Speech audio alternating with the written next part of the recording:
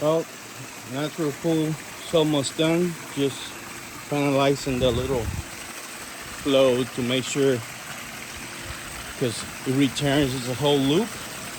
So this is the slow filtration system. You have about 3 feet of different sizes of gravel and plants. Once everything is filtered, it goes to the natural pool. And then from the natural pool, it goes to the oxygen tanks.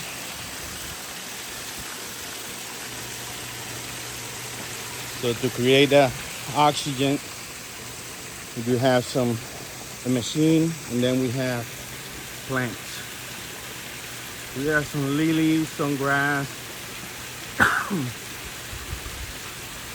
and then over here we have the koi, and we also have some plants for the oxygen.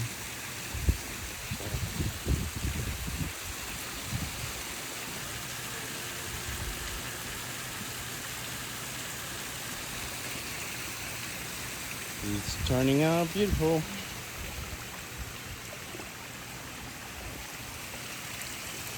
Whole natural organic filtration system, just like the river and nature.